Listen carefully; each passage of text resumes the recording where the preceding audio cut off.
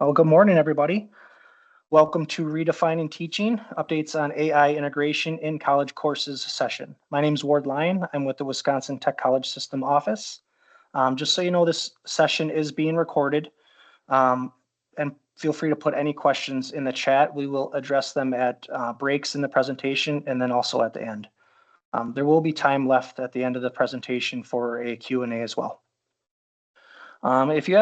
If you want to turn your captions on during this session, there's 3 dots at the top of your screen under More. You can click on Language and Speech and then turn on live captions for that.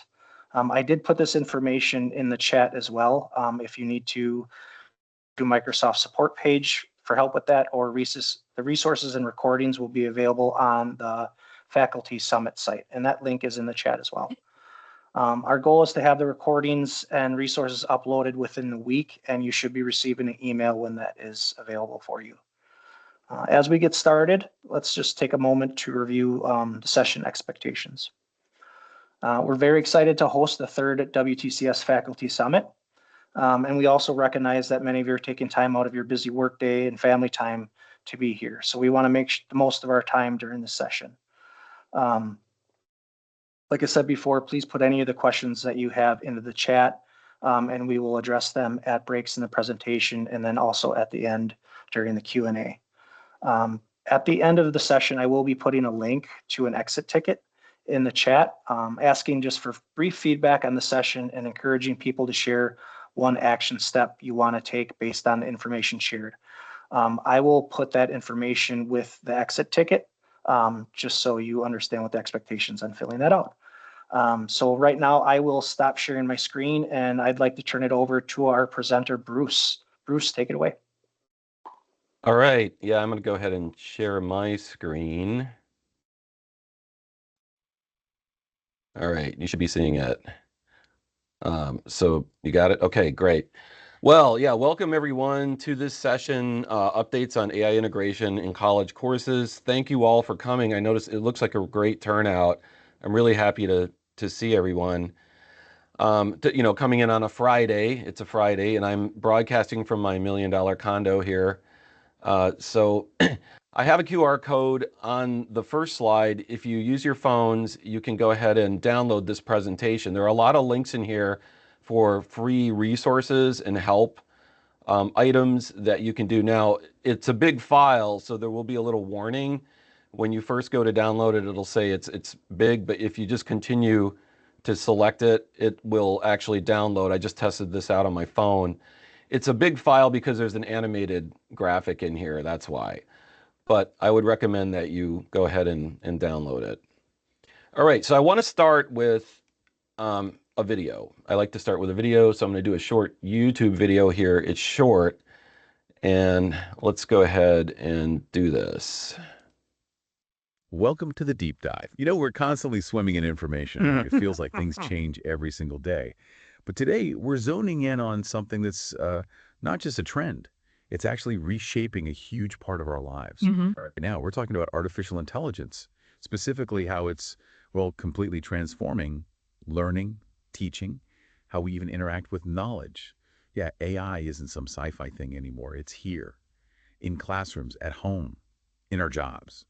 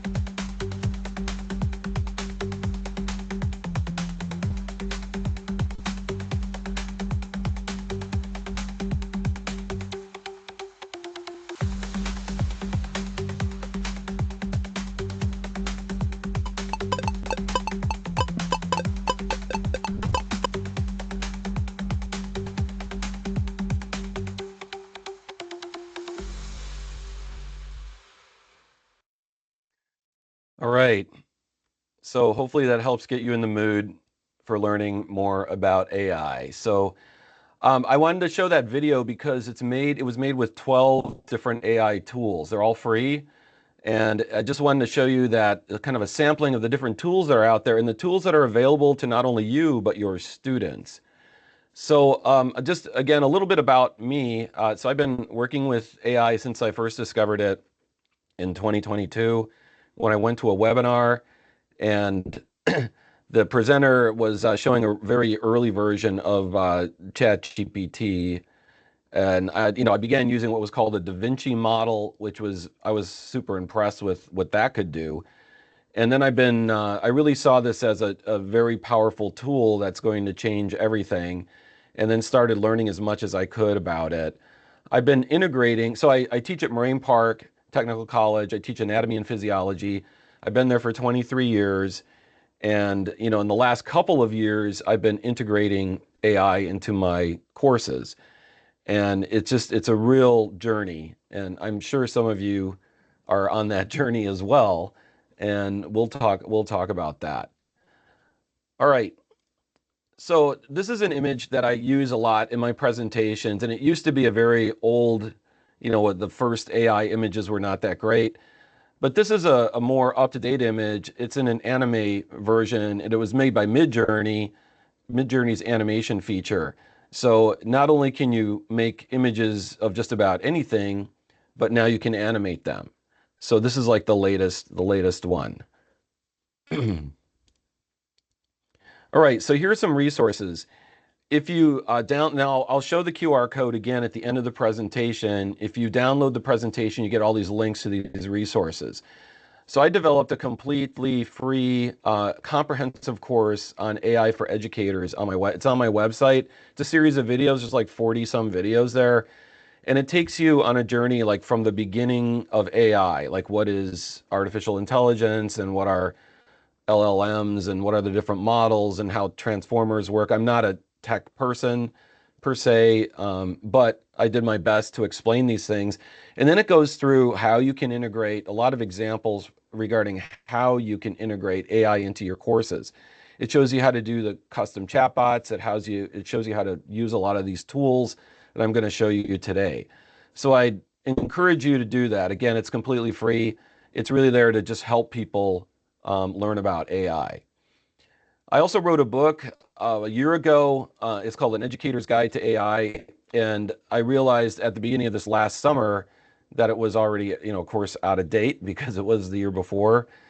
And, in 2024, I released it in 2024, updated it then in the summer, this past summer, 2025.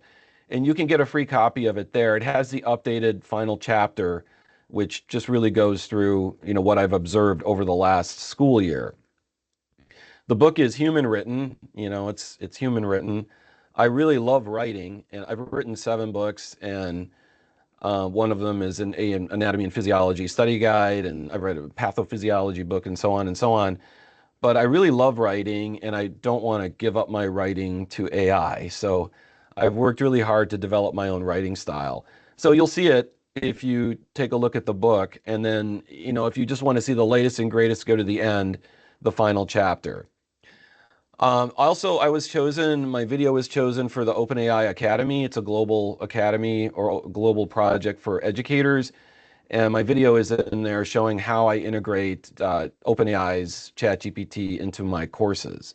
So you could take a look at that as well. I was very honored to be chosen for this one, and I think mine is the first video in the whole series. All right, so I thought I'd just do a little background. I'm hoping to get through the PowerPoint's not very long. I want to get through it fairly quickly, and then I really want to spend a lot of time on the demos, which I think are a lot of fun. So this first thing is I've been going around doing these conference presentations, and I've noticed sort of 3 different ways that colleges are responding to artificial intelligence. And some colleges, and this is growing, are embracing and integrating AI. So they're going all in. And there are some of the tech colleges that are doing that as well in our system. And even Moraine Park has a plan for artificial intelligence, and we're sort of getting started. But there is like a 5-year plan, and it's very aggressive. and ambitious, and I'm really hoping it works. So they embrace and integrate it. So they really, really try to integrate it into all their courses, into their teaching, into their entire college. But it's not a lot of colleges. It's growing. Next, we have this regulated redesign assessment. This is kind of the midway. A lot of us are there where some courses are using it, some are not.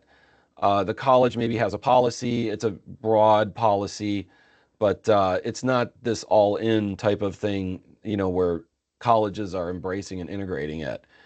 So there's a lot of colleges doing this, more so than this. And then there's the resist, ban, or ignore AI. So there's a number of colleges that I've come across where they just try to ban it. This is really difficult to do. I think it's impossible because students will use it no matter what you try to do in class. And so I think it's a better approach to teach them how to use it effectively and ethically. And that needs to be integrated into just about every class. So that's what I've been observing. I thought I would bring up the MIT study. This came out in the summer, and there is a little controversy regarding it. And there's a link to it. If you download the presentation, you'll get the link. And that's the first study that really measured brain activity while using AI. And so they had the three groups. They had the AI group use ChatGPT only. They had one that used search, like Google search. And then they had one that didn't use AI at all. They just wrote an essay the old-fashioned way. They were exposed to an activity, and then they had to write an essay about it. And then they did EEGs, like brain scans, of the three groups, and they found that the LLM only group had the lowest brain activity, which I know it's kind of common sense. We may see this in our classes as well. They call it cognitive offloading, which is an ongoing issue that I think we all need to deal with. And then the brain only group had the highest amount of brain activity. So a lot of us, when we went through school, we had to do it all ourselves. We didn't have these tools. And so, that would be more brain activity. So the point there is to realize AI is here, and then to help students use it as a learning tool, and not as a do your work for you tool. Other studies that have to do with cognitive offloading, there's a number of these too. You can take a look at these again if you download the PowerPoint, you'll see this, but there's a fair amount of support there. And there seems to be two divisions, like two pathways on this.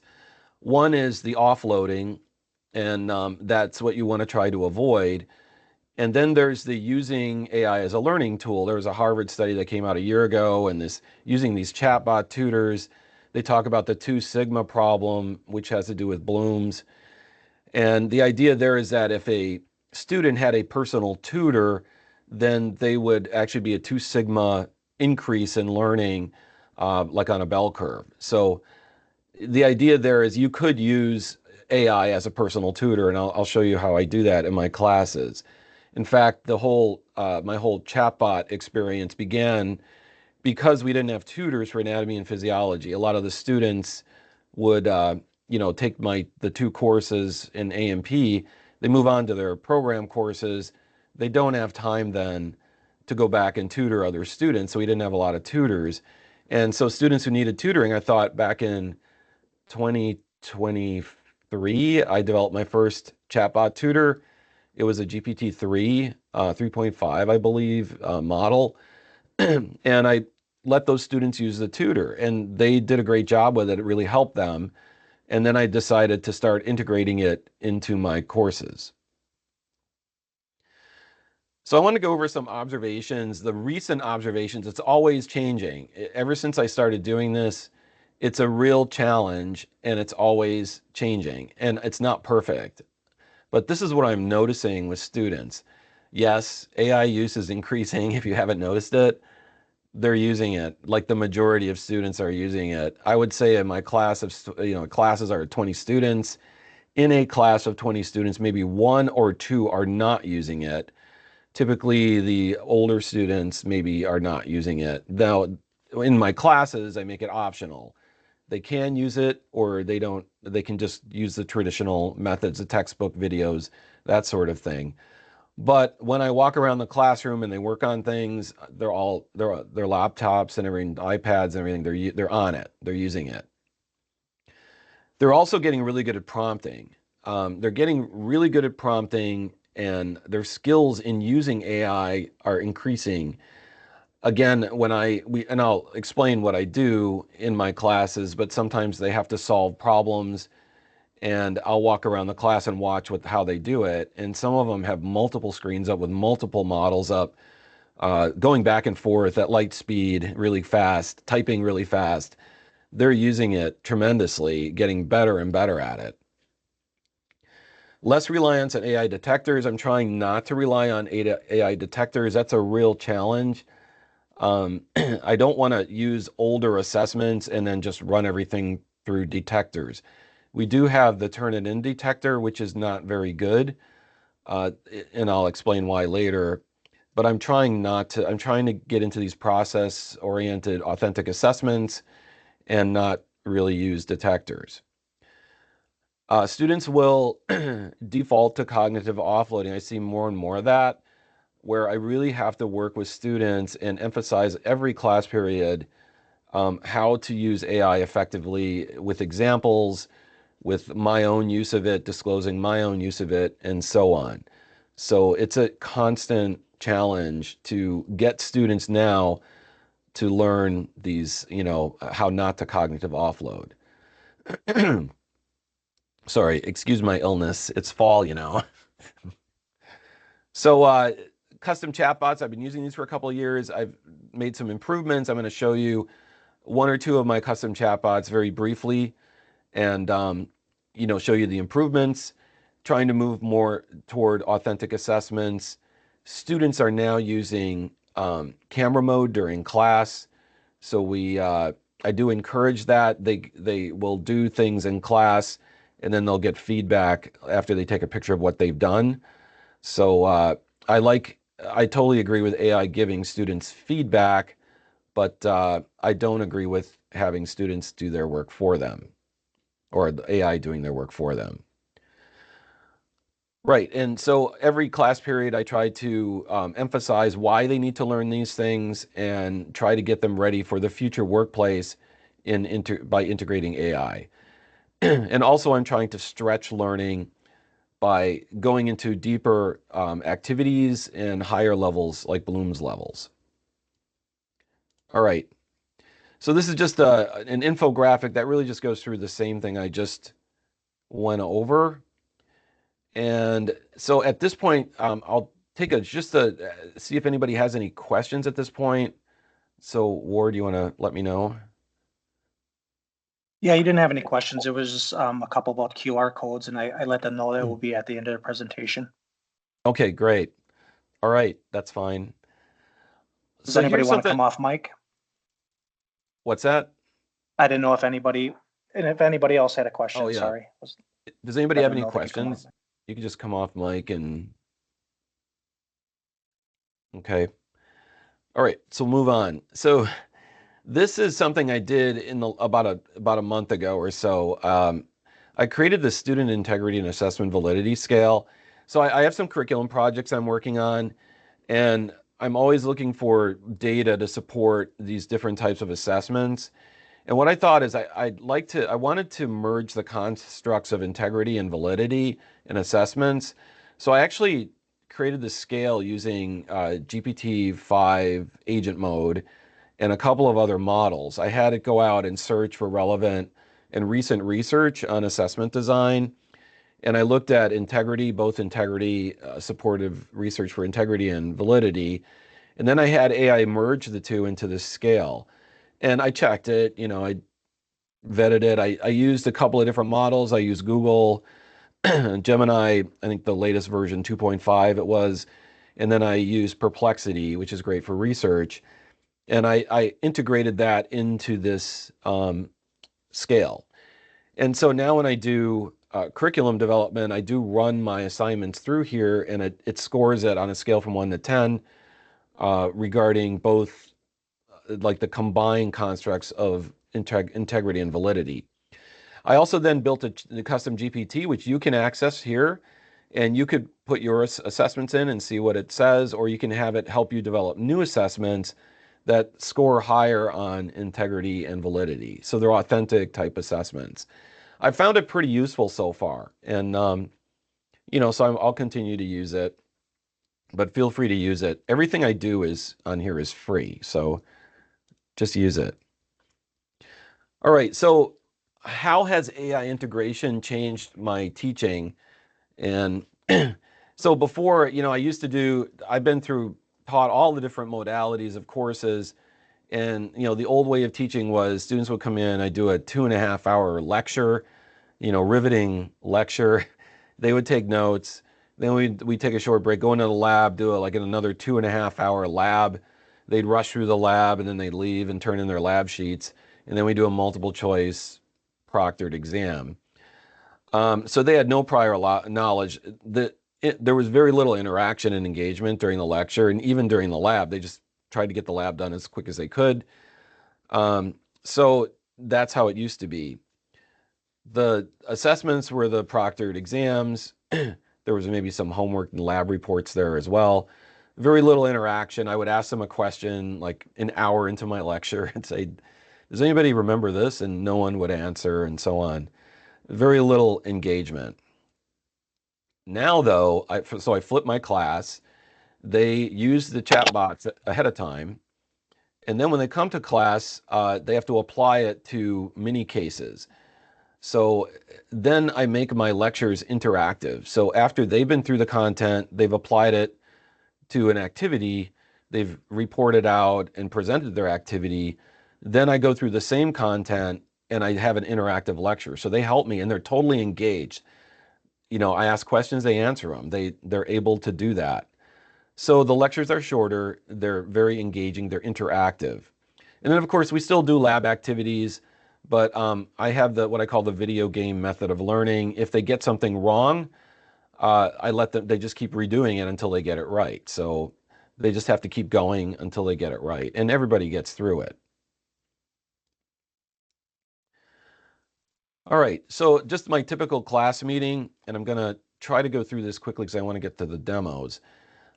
Usually I start with an intro, which is a short conversation about AI, what I'm seeing in the class, trends I'm seeing, feedback, that sort of thing. Then what they do is they work on AI-generated teaching cases. So I always disclose what I use AI for, and I tell them this is an AI-generated teaching case. In fact, we look at the writing style and we critique it and so on. And they then work through a couple of case questions in small groups, and then they present this to the class. Now we have portable whiteboards, so they do this on the whiteboards, and as they're doing this, I like to walk around the class and ask them questions. Like if they're using AI to find the answers, which would be the same as like in my day opening a textbook and finding the answer. But when they write something down on the board, I tell them they have to explain everything they write. So if they write some really highly technical statement, I'll say, well, what does that mean? Tell me what that means. And I want them then to use what they wrote on the board as notes, and then explain it in their own words. So they can use it as notes, but they have to explain it in their own words. It takes a while to do this, but by now my advanced students are pros at this, and they're doing wonderful with these cases. All right, then I do the interactive lecture, and then we do a lab activity. So here's an example of a lab activity. This is for advanced A&P. So I put together a zombie apocalypse case covering immune, cardiovascular, and endocrine systems. And of course, I used AI. I used GPT 5.0. And I had to generate some images as well. So their unit assessment is not a test anymore. It's working through this case. So it's a 3-part case. It takes 3 hours to do. And the first part maybe is immune system, the virus breaks out and all that. And they have to answer some questions and they have to present it to the class. I go around, I'm constantly asking them questions about it. And then they go on to part 2 and part 3. And then they go back and they write a reflection on it. So that's the second part of it. The first part is the in-class activity. The second part is writing a reflection. And these reflections are wonderful to read. They're totally human written because by then they know they need to write it in their own words. And they're really great to read. It really demonstrates learning. So that's what I'm doing now in unit assessments. All right, the custom chatbots. This is just a few of my chatbots. I've done probably over 50 of these, and I'll show you a couple of these. There's a whole bunch of chatbots here. All right, if you want to write your own chatbot, again, there's a prompt creator here, a custom GPT that's free to use. It will ask you questions about what kind of chatbot you want to do, and it'll write the prompt for you. So just, again, download the presentation. There's also a couple of videos here which will show you how to do custom chatbots. All right, so the results then, I'm not going to read all this, but I'll tell you, increase critical, I'll tell you, here's one thing that'll sum it up. Yesterday, in my advanced A&P class, I said, okay, I want to see what you learn in this unit. So I went back in the modules to like the earlier units, and I started asking them questions, like, what is the neurotransmitter involved in muscle contraction? And they were answering these questions without looking at anything. So I could have never done that before. I could have never done a custom case like that. And this constant repeating this and having them go over it, they're actually learning. I could tell they're learning because they're answering these questions without looking at anything. So, and it seems to be a lot of fun. They love the zombie apocalypse. The first unit assessment was a murder mystery, and I'm going to do another assessment next week, which I actually haven't. It's going to be an emergency ER case. All right, so let's do some demos. I'm going to try to pull some stuff over here. All right, let's start with this one. We played this one yesterday in class. This is an interactive A&P hospital drama adventure, and a lot of these students are going to be nursing students. So what this does is it actually creates a drama. I'll try to go through it quickly. So it creates a fictitious hospital, Riverview Medical Center, and I'll play a male nurse because, I'm male.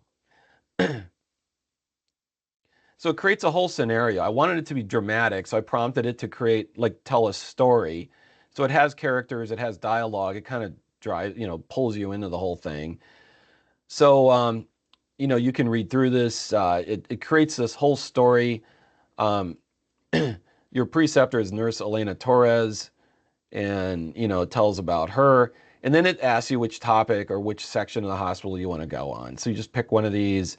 So say we'll just pick nervous system maybe. So what I'll do is I'll go around the class and they sit at these tables, say table 1, okay, you go first, pick where you want to go. And so let's say they said nervous system, right? So we'll go to the nervous system. It creates a new story every single time.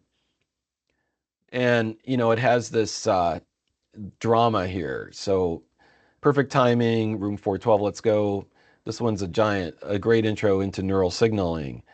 Right, and it tells you the story, and it reviews the anatomy and physiology, and then it asks them what they want to do and gives them 4 choices. So table 2 would pick a choice, and so say they said B, and it goes off into that area of the story. All right, so I'm not going to read all this, but in the class we read it all, and then then we go around and they each pick, they each choose this. Now I had a nursing instructor join my class this past Wednesday, and they really liked this. They thought it was a really good way to kind of, remind students that A&P is important for nursing. All right, so there's that one. Yeah, let's do another one. This is one of the tutors I created in Poe. This is the most recent one, the 3.5. And so the changes in the chatbots, the custom chatbots, are that I started using these mini models. And that is because students all use free accounts. I was using the 4.0, the regular 4.0 back then, but it ate up too many credits. And, I don't want students to pay for anything. So what I did is I optimized the bot. So last January, DeepSeek came out, which is a super efficient model. Now we're not allowed to use DeepSeek, but there are other mini models we can use. So I picked the GPT-4o Mini. I tried Llama, and I tried some of the other models, which are very low credit usage. I used to have complaints from students with GPT-4 where they would run out of credits. They say, I'd love to use this, but I just keep running out of credits. So using the mini models use a lot less what they call compute processing power, and I haven't had any complaints with, using these. And here again, the other thing it does is, I'll just put a prompt in, is the newer bots actually give you choices and less content. So if you put a prompt in like that into ChatGPT or Gemini, what you would get is 3-4 pages of highly technical information. What this bot does is it gives you choices and it interacts with you. So now you have to make a choice. So let's just say anatomy of the heart, number 1.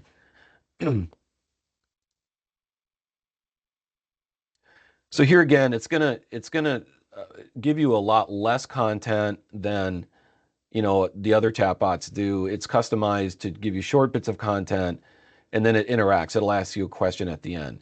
The other thing it does is it uses what's called RAG, or retrieval augmented generation. These are very easy to make, believe it or not. But it pulls from content it's given. If I click on these little numbers, it will it pulls from my book, this Easy Anatomy and Physiology Study Guide. It also will pull from the OpenStax text is in there as well. So you can see exactly where the information comes from. So students can interact with this, and then they can give you a link under share here. They can give you a link to the chat, or copy and paste the chat into a Word doc and submit it as an assignment so I can see their interaction. So that's another example. All right, let's see some other tools. I'm going to find these here. Bruce, you did get a question in the chat. I don't know if it was specific to your last presentation. Okay, yeah, that's fine. Yeah, let me know. It just said, did you identify the, in quotations, teaching moment category? That identify the teaching moment category. There are lots of teaching moments. I don't know. I need more context from that. Maybe they can elaborate.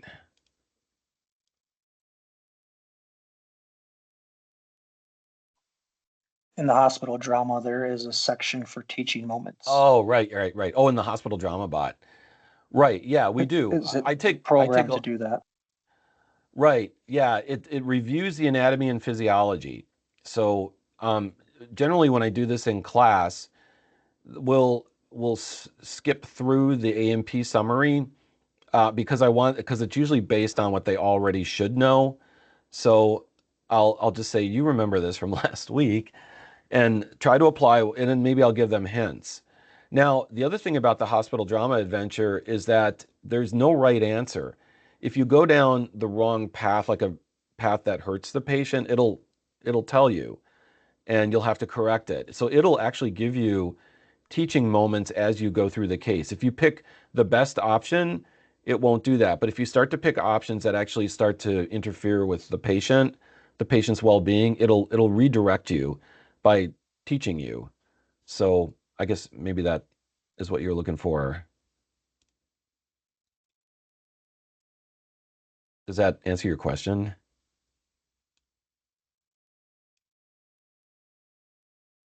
I'm just waiting for Terry to respond. Oh, she said yes, thank you. Oh, great. All right, more tools. And again, this is Google Notebook LM. You may have seen this one before, but it's really cool. If you want to do videos, mind maps, or podcasts, interactive podcasts, you can do this. So what I did is I put my book into here, and I developed some videos. I'll just show you a little bit of one video here. This is very easy to use. You just put in the content and then tell it to generate a video, and it will generate a video. So all right, let's dive right in. Today we're talking about AI in the classroom, but not just the theory. We're going to walk through a real guide, a roadmap that came from one educator's wild 2-year journey after he discovered his students were using, well, a new kind of superpower, ChatGPT. So picture this. You find out your students have a secret superpower. I mean, that's pretty much what sparked this whole journey, right? It was a real-world, in-the-classroom discovery. And the question wasn't if AI was going to change education anymore. The question was, how do we get a handle on this thing? All right, so just a little example of a notebook LM video, these are so easy to produce. If you want, like say you have a sticking point in your class, you want to, do a video on some important concept that students have trouble with. I think these are great, and the narration is great, and the personality is great. It's really better than what I could do. The other thing it does is it creates these podcasts, and it now has interactive mode. So I'm going to play a little bit of this podcast, and I'll just ask it you can ask it questions in real time.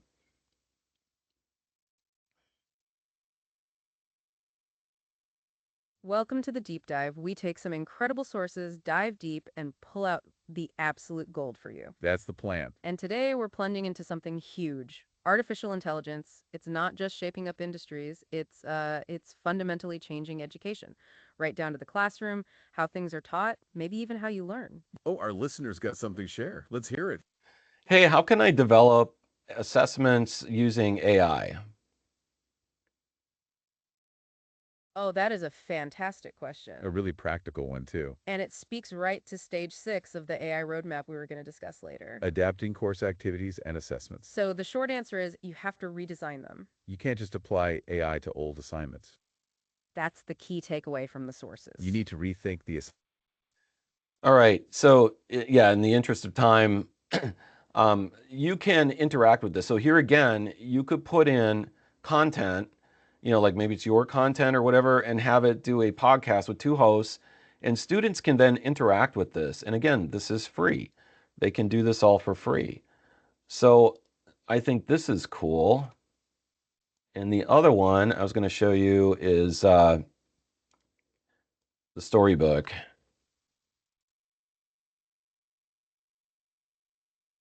Give me a second to get to it.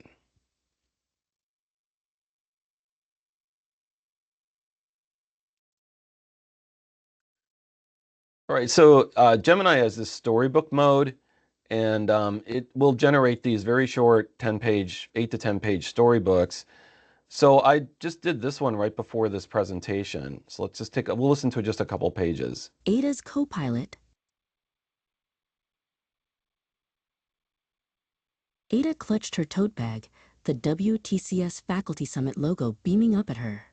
For 20 years, she'd been a graphic design instructor, shaping young minds with color theory and typography. But today's hot topic wasn't kerning or CMYK. It was AI. And frankly, it felt less like a helpful tool and more like a robot coming for her job.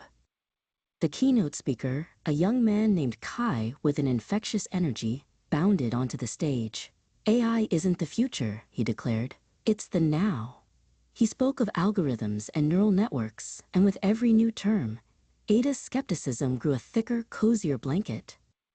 Later, in a small... So you get the idea. And again, these are things that really will add a little other dimension to your classes. For example, the storybook video, I created one for this concept that we teach in anatomy and physiology called the nephron loop. And so before I started the lecture, I said, let's watch this first. So they watched the story, and then we tried to relate what was in the story to the actual concept of how the nephron loop works. So it's just something that, is a little bit different, that can add some new items to your class. The last one I want to show you is vibe coding. And again, all of these things are very complicated. I could spend a lot of time on this. So I'm going to just pull my site over. This is my website. And I'm going to show you a drag and drop game that I created. Or this it's a two-dimensional retro game. I'm not a coder. And what you can do in like GPT-5 is you can have it do an HTML game. You just write a prompt for it. And you may have to work with it a little bit. But I wanted to do this game for the immune system, where you play a pathogen and then the different immune system cells come out and they all have different behaviors. So as students play this, they learn what the different cells do in the immune system. So I'm just going to show you how it works. So I'm the green pathogen, and then the neutrophil comes out and it's going to try to eat me. So I have to avoid it. And each cell is randomly produced. It'll come in at different times. So then the basophil actually has to do with inflammation. They're called mast cells, and it's producing inflammation. These big bubbles are inflammation. So if you run into one of those, you stick to it.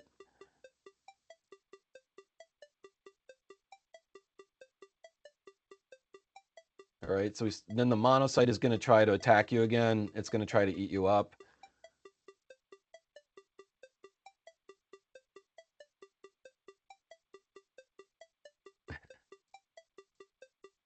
Yeah, there's another monocyte. So it'll just randomly produce these cells as you go through this. So 2 hours later, he's still playing the game. All right. Yeah, there we go again. All right.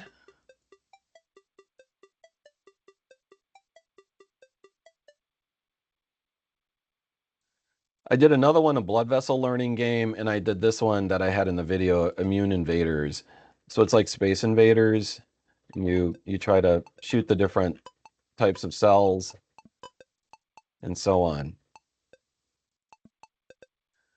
But that's it for vibe coding. So if you're not a coder, you can still create these things. All right. So there's a few minutes left. I wanted to see if anybody had any questions or anything. I'll be happy to answer them the best I can. I can let you know some of them that came up in the chat. One was, are there copyright issues with video image generation using Gen AI? Okay, that's a great legal question. From what I understand, and I'm not an attorney, if you're generating images or videos, it's there really are you can't copyright it. That's what I understand, is that you can't copyright it, and there are not, from what I know, any copyright issues in using it. So like this image right here, I just made this right before this presentation. I don't think there would be any problem with, posting this anywhere. But that's a great legal question. I think the only problem you would run into is if you're using images of people that are, like real people. Another one came in about, just said, it's kind of more or less a comment. I'd be interested in how you implement the vibe coding examples. So I host them on my website. They're HTML. They're written in HTML because I'm not a coder.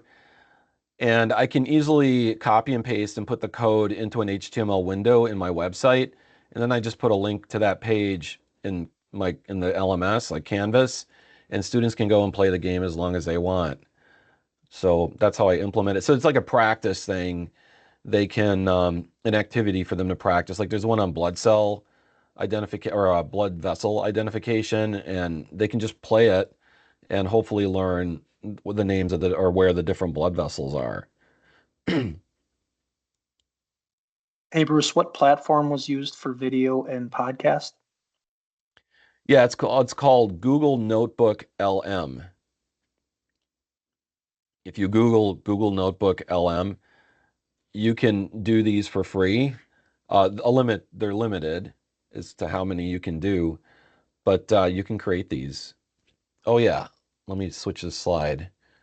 There's the QR code again in case you want to download anything. Another question that came in, is there a way to share the interactive podcasts in a learning management system?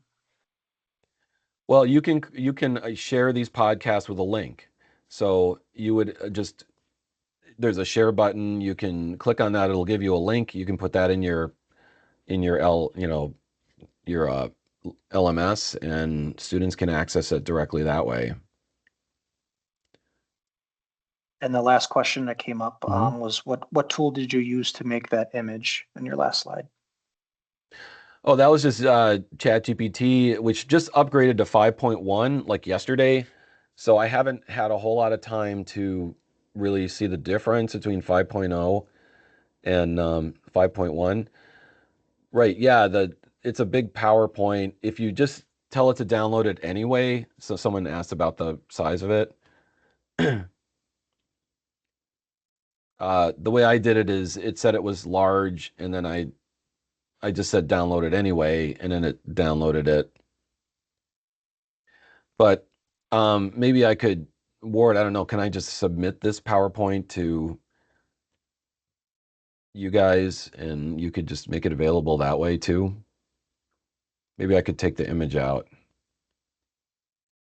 Yeah, I can bring that up with Mandy. Yeah, the other thing you could do if you want to email me at Moraine Park or my personal email, I can send you the download link for that as well. Or maybe if I take the image out, the animated image, it'll be small and I can just do it as an attachment. Oh, okay. Someone said they forwarded the link to their computer and they're able to do it on their computer. Yeah, that's another option. No, the video is not embedded. Someone asked if the video was embedded. It's not, it's just a link to the video. It's the animated image that is the big, that takes all the memory. And I just posted the exit ticket for today. So if everybody on the session can please fill that exit ticket out, brief feedback on the session, and share one action step you want to take based on the information that was shared today, we'd appreciate it. Yep. Yeah. Right. And feel free to contact me. I'm happy to help in any way I can. I'm kind of an enthusiast with this, and I like to hear what's going on with you all as well, because I do learn a lot from other instructors and other people doing this. So I wish you all the best as well with your AI integration plan.